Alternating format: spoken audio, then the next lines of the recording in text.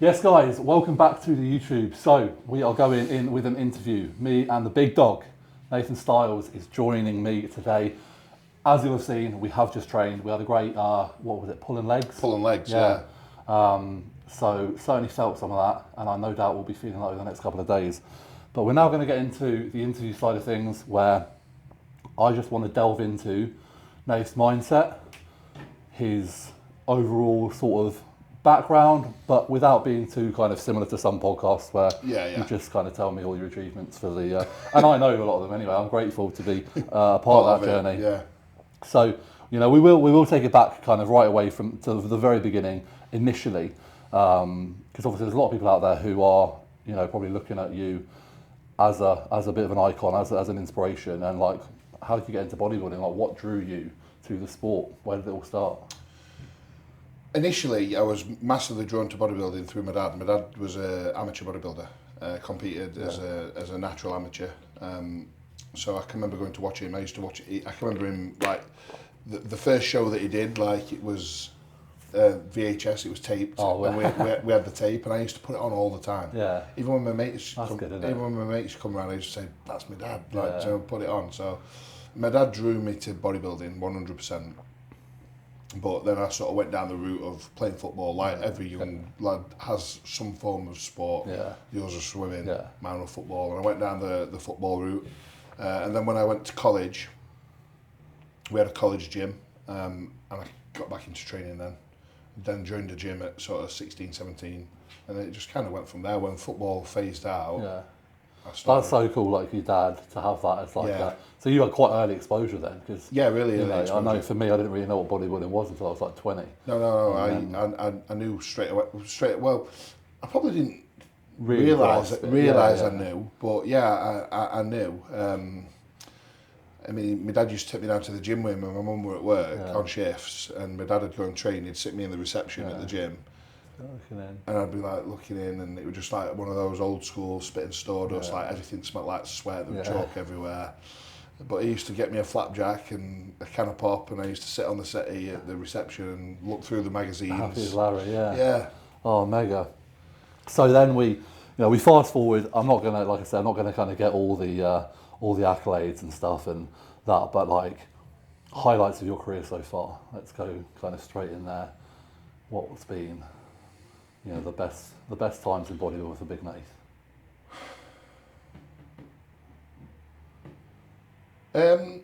God, do you know what? Bodybuilding seems like I've been doing it now 10 years, but it seems like such a blur. Yeah, I know exactly what you mean. Do you know what I mean? Like, it seems like such a blur until you actually think. Someone asks you about it, you're like, fucking hell, what? Yeah, but when I think back, what some of the biggest moments or most memorable moments, just things like, I can remember the first show I did. I didn't win the first show that I did. I got second, but me too. There must have been 30 of my mates who turned up. Yeah. Okay. Yeah. So, and I've even got like clips now, like what are on Facebook, not even on Instagram, but on Facebook, and you can hear like my mates in the background shouting, "Go on, Styles!" And I can hear my mum shouting, and I can hear my dad shouting, and so that. Just that experience, that was brilliant. Yeah.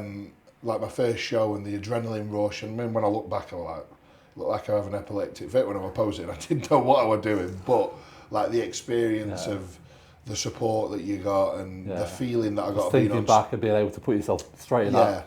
Yeah. That was the emotion of it. That was brilliant. And then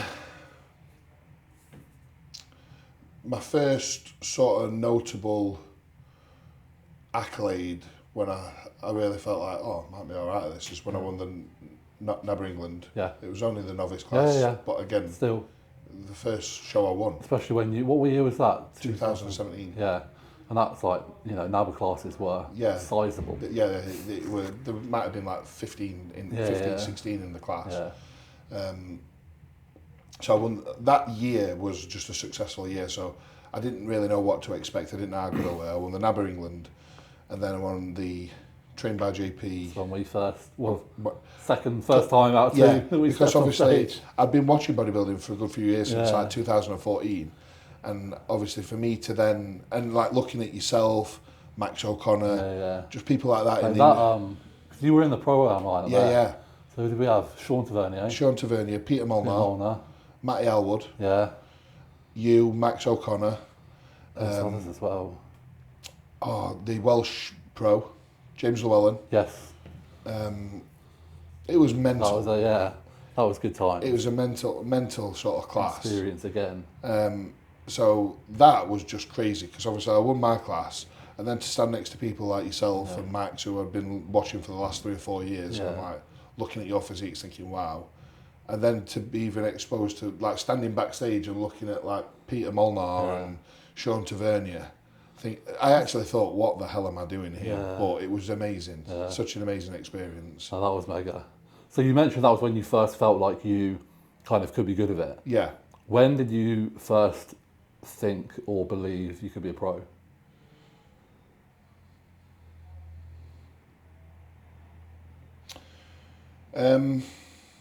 Well, after that year, 2017, I had 4 years off. Yeah. Obviously, I still trained, but I concentrated on my PT business a little bit more. So the first year back when I was coached by yourself, 2021, I had no expectations, and I just needed to know where I stood. How you looked on stage. How I looked next to like good amateurs. So after that season, obviously I'd had like probably a year. I think we probably had a year, 14, 15 months maybe back in like me really in the groove. Really in the groove. And I weren't too far away, but I knew I were a little bit still a little bit to go. So I thought if I really sort of knuckle down, there's a potential I could be in that mix. But it wasn't until the year that I won my pro card that I thought, actually, I can do this. I can probably do this. Yeah, no, it's always an interesting one because some people like they seem to believe it from the off that they've got it in, and I think like for me very similar. Like it was very close to actually winning it that I thought this is a possibility. Yeah. Probably not until when I think back. Probably not until I was studying the lineup in the overall, and I'm like, looking around and thinking, I could have fucking got this. I think mine's probably quite similar. I thought maybe like the year before, like I was like, you know, when you're like happy with your physique and you're like, you know what, this isn't a pro physique like in terms of competitive, but like it wouldn't look out of place, I don't think. Yeah. And then you start thinking, cool. So there's some positives. Now, I like to like look into how people respond to the kind of the harder times. So for yourself, biggest disappointment or regret in bodybuilding? You might not have one. Might have been smooth sailing, but. Do you know what? I try not to think about life as regrets. Yeah. I think, and Oscar always says this, and I think it's a very, very good point. But I do agree massively. I think everything that happens is either a gift, a blessing, or a lesson. Yeah.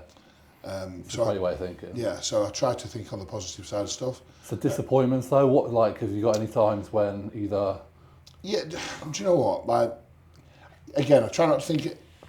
If I could have gone back, because obviously I didn't turn pro until I was 35, just turned 37.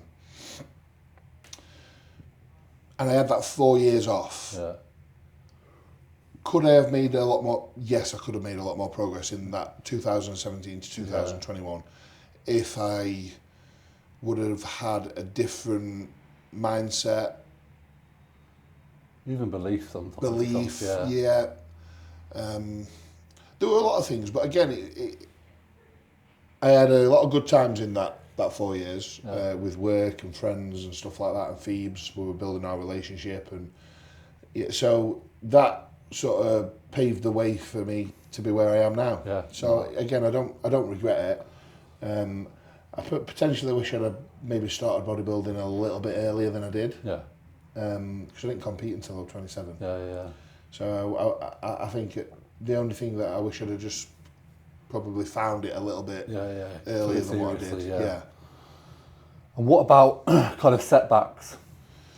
with yourself? Injuries, anything like that? Yeah, injuries have always been... I've never had anything super serious since football. I had I had one major knee operation, one keyhole surgery operation when I played football.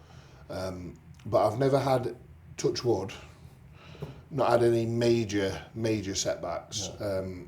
Slight little pec tear, which has kept me out a little bit of niggly shoulder all the time, which is kind of one of them things you just go with it. A little bit of knee pain. I had a hernia, but I was back training me in like 4 or 5 weeks. Back quick from that, didn't you? Yeah, so setbacks again, I think they're here to test us, and I think how you deal with them sort of shows a lot about yourself as a character. So that's pretty much my next question. Kind of how do you overcome them? Just getting straight back into it. I just think it's about doing what you can, isn't it? Because in every situation you can. There's something you can control. Of course there is. Yeah, you can. Yeah. I mean, I just I try and be positive about everything. Like, right, I can't do that, but I can do this. Yeah. So I'm going to try and do that to the best of my ability. Yeah, amazing. Cool. Let's see. I like this one. Best piece of advice you've ever been given? And that's an open forum. That's not just bodybuilding. That's just... Is there anything that sticks out? Not easy questions. This is why I sometimes think I should do this before, but then I like doing it after because we're all warmed up. We're all warmed up, but my brain's mush after that session. Best piece of advice I've ever been given?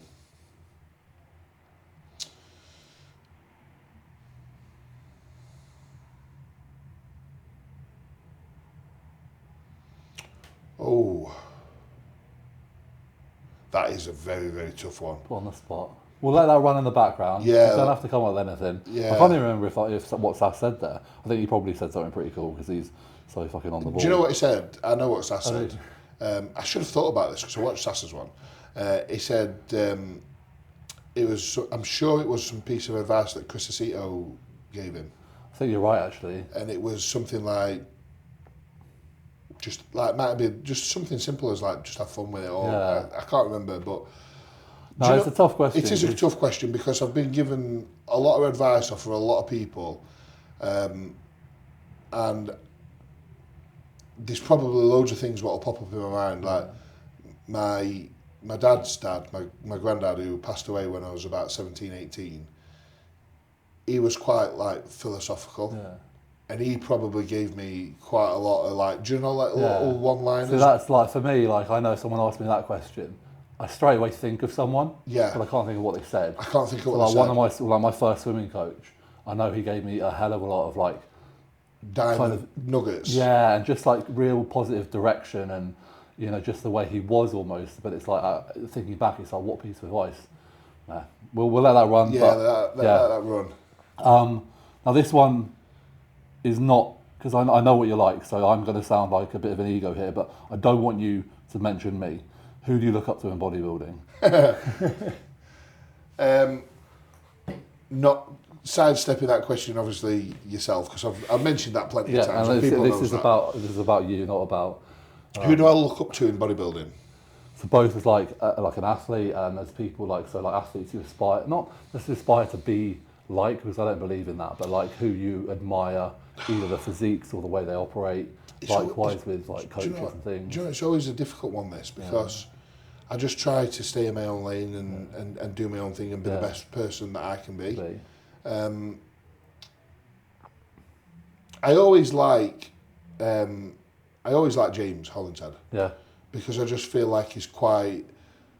He's a bodybuilder's bodybuilder. He's a bodybuilder's bodybuilder. Like, you can't go wrong. It's just no, but he's also quite in touch with his emotions, and he's not afraid. He's not afraid to speak about stuff, which I do like. Yeah. So I'm really drawn to James. Obviously Jordan, just for how his bulletproof mindset. Like fucking, I've never known anybody like the intensity. The intensity, just his work ethic with everything, and just like, yeah, he's immense, and like the support that he's given me as well. Like I really appreciate. Yeah. So Jordan, I just think for his overall intensity, work ethic, drive, passion for the sport, not just being the best, but not like in terms of like being an on-stage bodybuilder, but for the process. Just the passion of bodybuilding, what it is, Like, he really sort of He lives it and he loves it. Yeah. But then them questions, like, I really have to think. Yeah. I mean, they're two fantastic people. For people. I mean, again, like, hopefully a lot of people are watching this and follow them anyway. But if you don't, you know, there's so much to learn. So I'm going to get straight into the more present.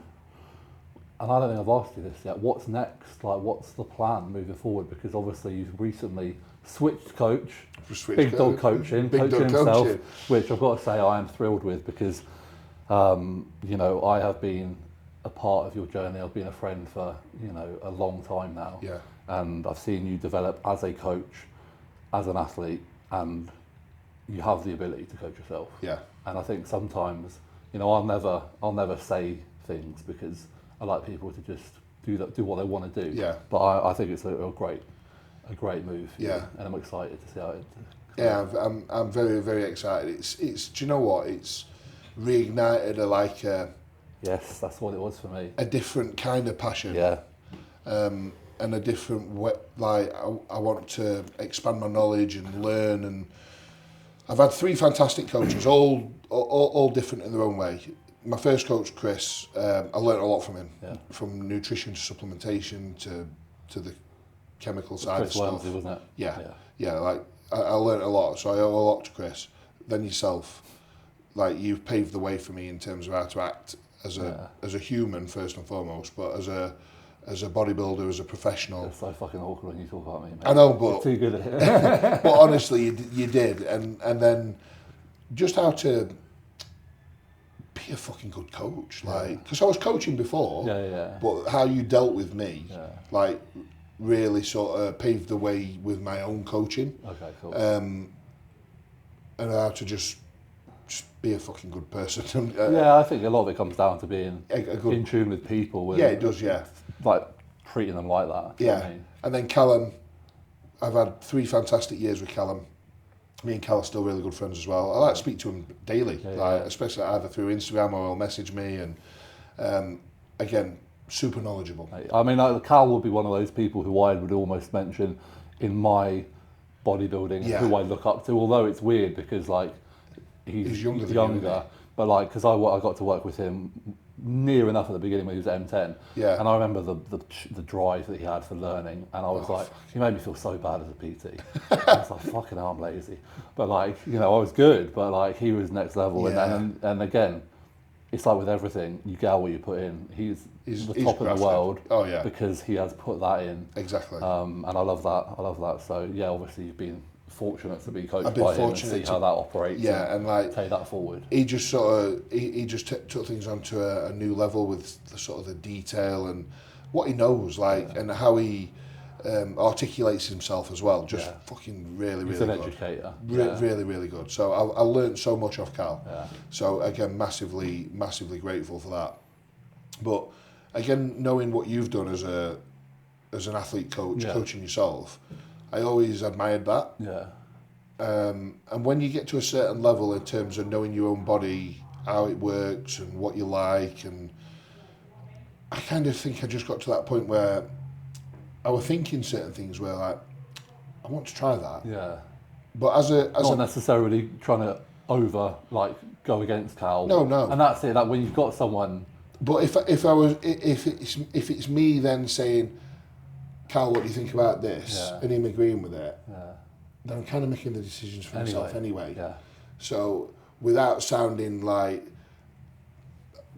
what am I paying for? Yeah, no, definitely. I mean? Yeah. Like, that's not to sound harsh, but it's like, if I'm having these thoughts about training and drugs and food and what I want to try, if I'm just saying to Cal, just getting a tick in the box, go for it. And that's why don't we do that? Yeah. Then I might as well be trying them things myself. Yeah. And I think this is the time now when I've got to do that, because I've only got probably 2 or 3 years left doing it. Yeah. So if I don't do it now, I'd regret not trying it. Yeah. So if it doesn't work over this next year or two, which I'm fully confident it does, especially with the close group of people I've got around me. Yeah. Like Phoebes knows me like the back of my hand. Yeah. She's my eyes and ears. Yeah. I've got two very close friends and a training partner who don't blow smoke up my arse. Like Oscar, he looks at my training. I bounce ideas off Jimmy. I've got yourself. If I ever need any advice in terms of the mindset side of things behind yourself and your coach. You know, if I'm having doubts about decisions and stuff like that. I'm always here, man. So yeah, I think I'm fully equipped to be able to do a really good job of coaching myself. And then what have you got? I mean, the show calendar's out now. Show calendar's out. I don't know if all the European shows are out yet. I don't think they are. No, they're not. So the American shows are out. And I did see a couple which I was quite tempted by, but with how expensive it was to go to Texas last year, and we've just moved house, I kind of want to wait till the European shows come out. Yeah. But what I've got in my mind is I am now coming to end of week 5 of my off-season. Cool. I'm thinking about running the off-season for about 20, 22 weeks. I think I can get away with that, keeping my my health, my sleep, my digestion, everything in a good spot. And then I'll have a little bit of a tidy up kind of health phase. Pre-prep thing, And then look at probably dieting in around June for the back end of the year September, shows. October, November. I'm thinking more like end of October, November. So the 3 shows, what I'd really like to do, if they fall in line with the time frame of what they did this year, would be Prague, Romania and Spain. Okay, yeah, mate. Like, I won't lie, when obviously when Bumstead did Prague this year, what were we like? You must have been, I think 4 or 5 weeks post? No, I think when my show, mine was September the 11th, that was November, so I was more like 10 weeks post show. So I remember when it happened. I think I remember it was maybe like 4 or 5 when it got announced, and I was like, could I jump back on track? I was like, nah, I'm done. I'm done. I'll just be doing it. I've just done a food challenge with Nath. I'll just be doing it to stand on stage, but I don't want to look shit. Those shows at Mint, maybe we do. I think that's a great. So I kind of want to do them, and they're quite close by. Yeah. So there's like Romania, then the next week there's Prague, and then there's 2 weeks usually, and then there's Spain. So I think that can be done quite. That's exciting. Yeah. Man. So that's what the plan is. Amazing. And because you are the biggest, heaviest pro, I'd say, in the UK, certainly. I know Samson's like 335 pounds. But he's on the way down, you're on the way up. Like, what, you were 340 tops last off-season? Yeah, so I had one freaky weigh-in the morning of the Arnold UK. Right. It was after a leg session. Yeah. So I think it was about fucking £6 of inflammation. But I woke up and I was like, 346.6 pounds. Big boy. I was like, fuck. And I can remember after the Arnold's, where you do about 20,000 steps a day, and I think I was like a meal down. I think I had a Five Guys as well both nights. Or I had a Five Guys one night and maybe sushi the other night. I come back and I'm a 337. So like 9-10 pounds. That's what it's like when you get fucking heavy in it. Yeah. You slog your guts out for every pound, and then you miss a meal and you're fucking drop 10 pounds. So 346 was my official heaviest, but it might have been a bit of a freak weigh-in, but I kind of held around 342, 343 for a good while. Because the thing that I get the impression of that I struggled with massively is you seem to deal with that weight fairly well. Like, you know, you're what, 325, 327 now, and like you're doing your HIIT. Yeah. We just trained. That's no issue. Yeah. You look in fucking ridiculous condition. So when you were at 340, was that minging or was that like? Well, I mean, that's the second time I've got back up to kind of that weight. I think the previous year I'd got up to like 337 to 341. Yeah. A little bit sloppier. Yeah. Then last year was like 342, 343. I had that one freak weigh-in, but every year, and I've said this to people, every year that you get back up to that body weight, it does get easier. And I think I've found ways of making it easier, and I've made sure that my fitness has got better year after year. I can remember the first year I was real and I got over 300. I think I remember you like that was fucking crazy. You just like I did blow up. Like, it's not slowing down. No. I was like looking at these photos and thinking like. I think I started Rio at like 260. Yeah, and you just kept going and going. Like 318. Yeah. I think I got to 318. That was rough though. The first time you get over that 300 pound mark. Because that's why, like for me, I completely agree that, you know, hitting weights repeatedly gets easier. But for me, that 350 never got easier. Like, I just felt like death. Well, I haven't got that yet. So. No, Yeah, but I think comparatively, obviously, I've got a couple of inches. Like that's why I'm sort of like in admiration for you. But then again, this is where maybe you starting bodybuilding later, maybe to your benefit. Yeah. Because obviously, you know, You've got the 5 years more of abuse and general digestion, wear and tear and whatnot. How many times have you been up to that sort of 340, 350 mark? You must have I've been been there over like 340 like 4 or 5 times, I Have think. you? Yeah. 350, I think it was like 2, maybe 3 I touched that, like different off seasons. Yeah, but it's heavy on the body, isn't it? Yeah.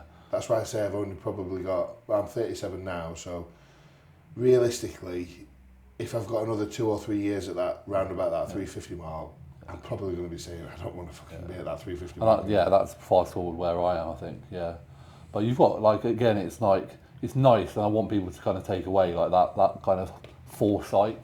Yeah. Because it's very easy in bodybuilding to fall into that trap of just rinse, repeat, rinse, repeat, rinse, repeat. It's kind of slowly see things kind of, the wheels start to fall off, but you get so involved. I think having, not necessarily a confirmed exit plan, but having that just thing of like, you know, it's not healthy to be. Yeah. And it is the weight, like, the weight's the one that's going to do the long-term sort of the weight is the one. Damage, yeah. Definitely. It doesn't matter how much I do my cardio and my HIIT, like, and try and keep things in check.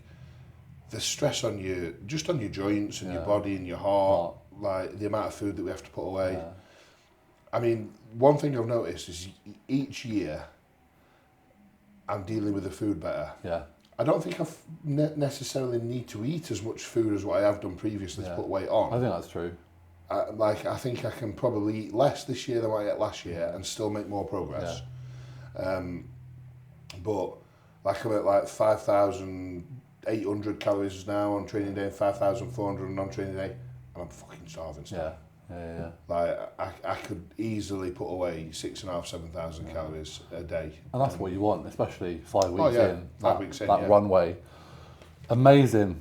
Right, just before we go and satisfy our hunger cravings, final question, and this is again like completely open here. What does success mean to you? Oh. Do you know what? The first thing that pops to mind when you ask that question is happiness. Yeah. That's the first thing that pops to mind. And the first person who pops into my head is Phoebe. It's amazing. That's the first thing that popped into my head. And I do get a little bit choked up about it. Don't, because I get started when I think of a bit like that. We're a bit emotional, aren't we? Yeah. But that's the first thing that pops into my head. Like, I'm proud of where me and Phoebe's have come from. Yeah. And I know there's a lot more like to go. Yeah. I'm proud of what she's achieved and how she's grown as a person, and she's dragged me along. She has. She's incredible. Like just for example, how she's dealt with this last like 6 or 7 weeks since we moved into this new house, off the back of prep, and everything what's been going on with the house, and then she's moved out, and she's still managed to keep a routine with clients and work and cardio and a diet and a training, and she looks fantastic. And with how much has gone off, and she's not even lived in the house for the last fucking 2.5 weeks. She's been living at her mum's and then at her friends and moving with a dog, and I'd have just been like crumbled. Yeah, I'd have crumbled. Some of the fault broken. Yeah, so her mindset is bulletproof. Yeah.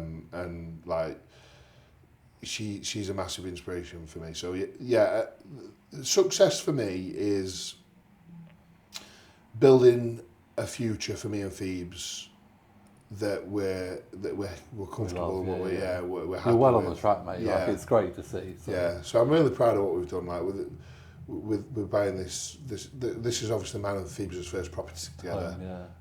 First home, and I'm proud of that. Yeah. And I think that's what success is for me. I love that. Yeah.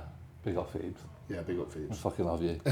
Oh mate, no, honestly, thank you so much. But I'd like to have your time and to hear everything there, to have that session with you. You know, long overdue, just as mates. Long overdue, yeah. But I'm glad we could do it for the camera, and that'll wrap it up. So I hope you guys enjoyed. I'm going to put all Nath's details below: Instagram, YouTube. He's got a fantastic channel. So subscribe, watch, all that good stuff. Please, for me as well, like, comment, subscribe. Again, everything, it all helps. And share. You know, this is a series that I'm truly, truly passionate about.